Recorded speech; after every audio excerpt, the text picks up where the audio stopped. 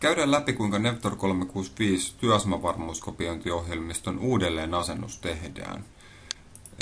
Tyypillisesti ohjelmiston uudelleenasentaminen joudutaan tekemään silloin, kun uusi kone on otettu käyttöön ja halutaan datat palauttaa uuteen koneeseen. Jos me ollaan jostain syystä asennettu kone uudestaan, eli pidetty sama laite, mutta asennettu käyttöjärjestelmät ja ohjelmistot uudestaan koneeseen. Jos jostain syystä me olemme joutuneet poistamaan Nevtor 36 varmuuskopiointiohjelmiston ja asentamaan sen uudestaan, tai sitten me halutaan palauttaa tietoja toiseen koneeseen, käytännössä dokumentit ja tiedostot niin toiseen koneeseen. Nevtor 365 uudelleenasentaminen on kaksivaiheinen toimenpide. Ensimmäisessä vaiheessa me resetoidaan konetili, eli jokainen työasema on tunnistettu hallintaliittymässä omalla ID:llä. Tämä konetili, mikä linkitetään, tai mikä on oma ID:nsä hallintaliittymässä, niin resetoidaan. Ja siitä käydään siitä erillinen videointi läpi, se tulee tämän jälkeen heti. Ja seuraava steppi on sen jälkeen itse ohjelmiston uudelleenasennus tai asentaminen käyttäen aktivointikoodia, joka me saadaan vaiheesta 1, eli konetilin resetointi. Sen lisäksi pääkäyttäjä antaa salasanan, jolla tämä aktivointi tehdään kertaluontoisesti.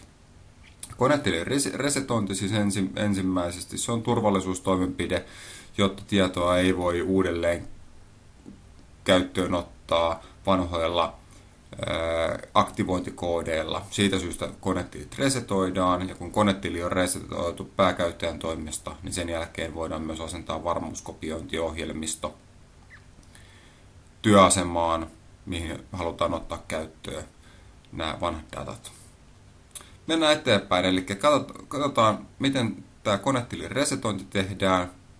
Sen jälkeen vaiheessa 2, kuinka itse ohjelmiston asennus konetilin resetoinnin jälkeen tehdään.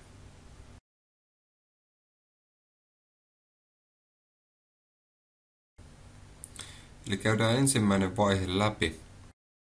Me ollaan nyt hallintakonsolissa kiinni, Nevtor 365 hallintakonsolissa kiinni. Ja ensimmäisessä vaiheessa meidän pitää konetili, mitä me halutaan palauttaa tai asentaa uudestaan. Klientti, niin meidän pitää se konetili täältä palvelin päästä, eli palveluhallinnan päästä, niin ensin resetoida. Kun klikataan täältä vasemmalta My Devices-kohtaa, käyttäjätunnuksen alta löytyy laitteet, mitkä on varmuuskopioinnin piirissä. Sieltä me otetaan meidän demolaite, tuplaklikataan sitä auki, mitä me halutaan asentaa uudestaan tai palauttaa. Ja vasemmalta valitaan Reset Device. Me annetaan hallinnoinnin salasana, millä me tämä resetointi tehdään. Syötetään meidän demotunnuksen salasana. Sen lisäksi meidän pitää antaa kertaluontoinen salasana, joka me luovutetaan käyttäjälle, kuka tekee klienttiohjelmiston asentamisen sekä palauttamisen siellä työaseman päässä. Annetaan tähän vaikka Nevtor 365. Yksinkertainen salasana, jonka jälkeen resetoidaan laite.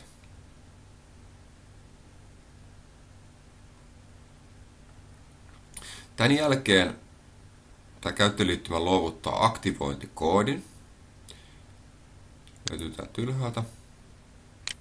Ja tämä aktivointikoodi luovutetaan yhdessä tuon salasanan kanssa, mielellään eri teitä, niin sille henkilölle, kuka on asentamassa työasemaa. Ja niitä kahta koodia käyttämällä asentaja saa aktivoitua ikään kuin tämän palvelimen tunnistaman laitteen uudestaan eri laitealustaan tai ohjelmistoon tai käyttöjärjestelmään. Palataan siihen klienttiasennukseen hetken päästä.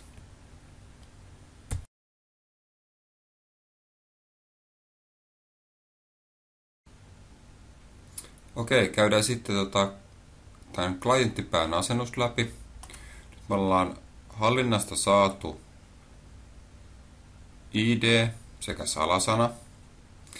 Ja mulla tässä työpöydällä on nyt asennustiedosto.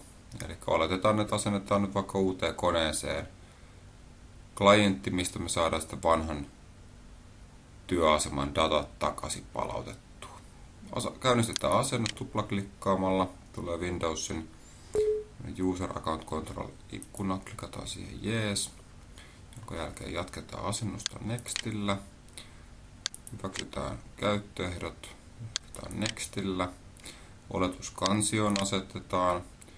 Ja väliaikaistiedostot, varmuuskopioinnin väliaikaistiedostot asennetaan C:lle. Jatketaan eteenpäin. Annetaan tehdä oletuskuvakkeet. Jatketaan. Jonka jälkeen asennetaan varsinaiset asennustiedostot tai ohjelmatiedostot. Käynnistetään palvelut.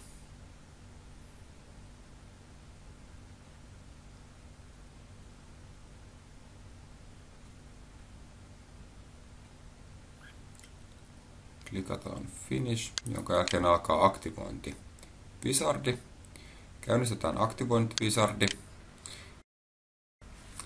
Nyt ensimmäinen asia, mitä meidän pitää syöttää, niin on aktivointiserverin osoite. Eli se on https ja nevtor 365 nevtor.net. Sitten mulla täällä Notepadissa on aktivointikoodi, mikä äsken tehtiin. Kopioi sen Ctrl-C:llä, eli kopioidaan se, ja tähän aktivointikoodi-ikkunaan voidaan ihan Ctrl-V:llä pasteta se koodi, niin se siihen tulee. Se toki oltaisiin voitu toimittaa paperillakin ja sitten kirjoittaa tuohon. Painetaan Nextia, jonka jälkeen aktivointi ottaa yhteyttä palvelimeen, pyytää salasanaa, joka me ollaan syötetty sinne administraattorin toimesta. Annetaan salasana,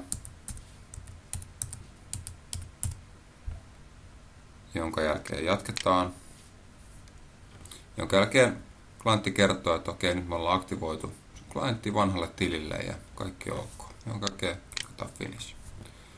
Klientti käynnistyy ja ilmoittaa, että hei, nyt tilanne on muuttunut ja lähtee selvittämään, että kuinka paljon tietoa tästä koneesta on muuttunut ja suorittaa ensimmäisen varmuuskopion. Vanhat tiedot säilyy tietysti siellä on palautettavissa.